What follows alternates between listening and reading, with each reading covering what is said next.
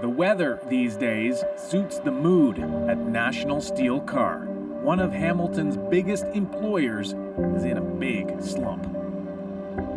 Giovanni Defan used to come here every day, proud to be a steel worker. I'm a welder. Oh, I love using my hands. And to me, welding is not so much about laying a bead, eh? It's just like, it talks to you. Welding, not just a job to him, but an art, which meant it hurt bad, when he got laid off 4 years ago. Now, Giovanni, along with hundreds of other laid-off steelworkers, makes his daily trek here, the employment center, to scan the job board, hunting, searching, without much luck. I find to make a living in welding, you basically have to knock your head all over the place because the contracts, the jobs come far and few in between. He's landed a few odd jobs in carpentry as a mechanic, but his passion is welding, and there's just nothing steady out there for a 47-year-old. Well, how am I going to feed my kids? What's going to happen now? Not easy after once earning $37 an hour, but Giovanni isn't alone. There are more and more blue-collar men in Canada who are unemployed and struggling to adapt.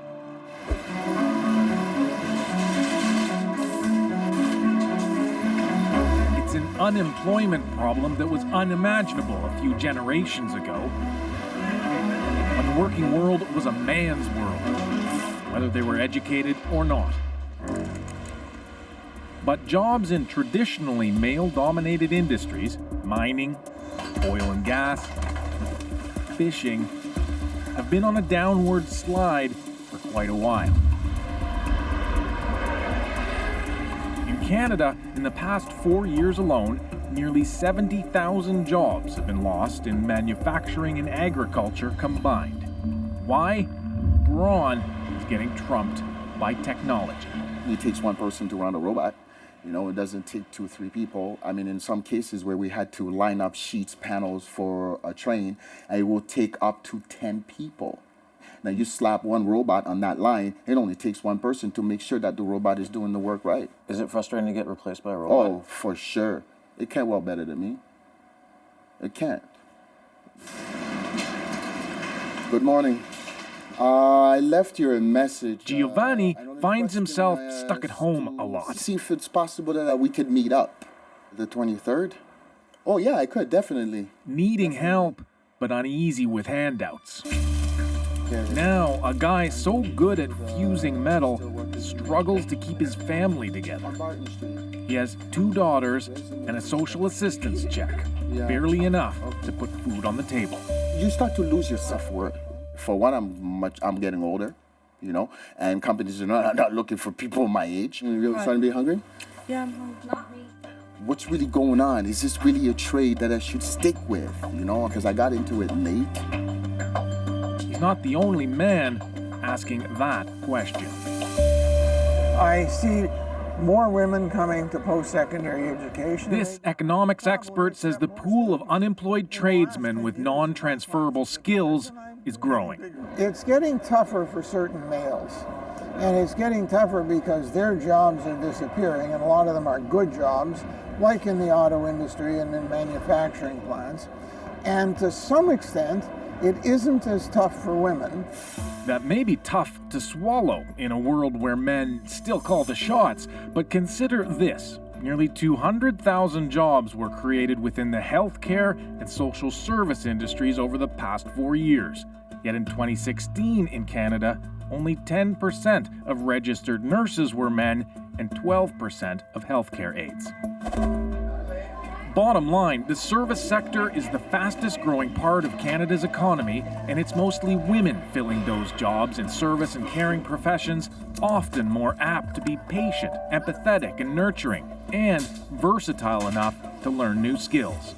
Our labor market is relying on education, and we don't do a lot of training on skills development. So who has, on average, more education?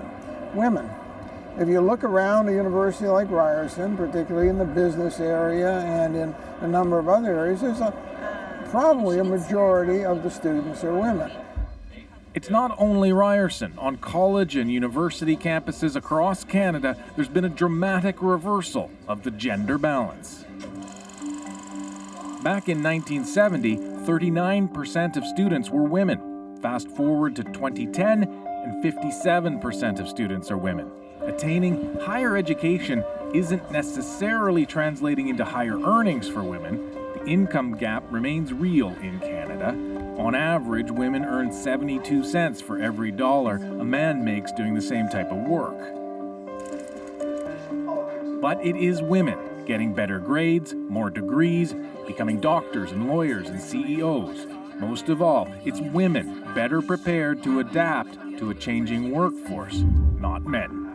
I think they're going to have to adjust their expectations, and if you go down the ladder and look at schooling, I think in high schools, students who are coming out are going to really have to be aware of the fact that there aren't going to be good jobs for you for your entire work career if all you've got is a high school education and not even a high school completion. But high schools in Canada have a boy crisis of their own. What will affect the look of the image is the aperture and the shutter. So, over 20 plus years of teaching, John Mason has watched girls steadily rise to the top, boys descend to the bottom. We have a gap now between boys and girls in their educational attainment, and that gap is growing.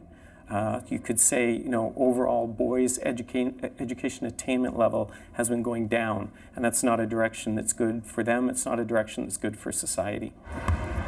I can tell you're going easy on me. Oh, get in there. This is how he started to try and motivate his disengaged and underperforming male students. Boys Club, a lunchtime program just for boys, to let off some steam. At first, his teaching colleagues razzed him. Not anymore. Not when boys make up 70% of high school dropouts. Just generally, the girls will participate in class more, they'll put up their hand more, they comment more. It seems that girls just automatically or intuitively are aware of the benefits of education and they appreciate what they're getting. And the boys will kind of sit back and not participate as much, partly because the girls are doing all the work. They're stepping up, they're getting involved. And we need now to light a fire under these boys and motivate them. Who can tell me what? None of this is news to boys who see girls outperforming them in the classroom every day. Like usually when you see in a class, it's usually the guys who are like fooling around or like getting off topic and like hitting each other and stuff. Guys like have a, shorter attention span. Why does that happen?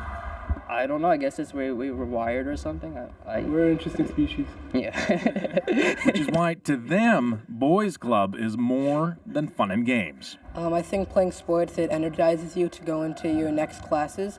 I think more than learning class. If you had a really good game against your friends and you destroyed them, you go into class happy, you're excited to go to class, So you feel good about the rest of the day. After I play sports in Boys Club, I burn a lot of energy, so I'm more calm when I go to class, and I'm ready to focus, and my mind's set on the goals for the day. If we have a large segment of society that's not being productive, and they're doing things that we would classify as very bad behaviors, that later on in life, we need to address that. And right now, it's largely boys.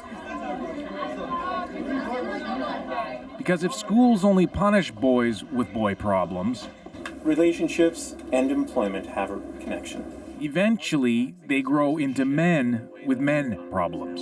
Accessing these services and working with other men with these situations, it's literally turned my life around. And this men's center encourages men to tackle their problems in a very un-guy-like way by talking about it. I lost my ability to work because of a workplace injury. Some here talk about lost jobs and what comes with that, losing their masculine identity. When men suffer through unemployment or underemployment, it can affect their sense of identity, because men are still often identified with their professional life, with their identity as breadwinners. That can bring on issues of depression, that can have a real serious effect on their mental health, and that in turn can lead to the erosion of their family situation. What is my aim? What is my goal now? And that has a direct impact on your workplace. This men's group may be small, but it signals a dramatic cultural shift. Men taking on new roles in the family, dealing with mental health instead of ignoring it, and men who need to start to consider so-called pink-collar jobs. I've been a part of supporting to get women to go into the engineering and the science and the technology professions, and we're still not nearly done with that job, but we've done virtually nothing to attract men into professions that have tended to be more dominated by women now. I think it's all part of the same kind of gender equality exercise. Back in Hamilton, it's not gender equity eating away at Giovanni. He just wants a job. I have kids to feed. I have kids to take care of, to mind, okay? And it's just frustrated. You know, I'm not picky about the jobs per se. I just want to see a job come and stay. But it may mean hanging up the blowtorch. Because if men keep hanging on to manly work identities, guess who'll be getting called the weaker sex? Duncan McHugh, CBC News, Hamilton.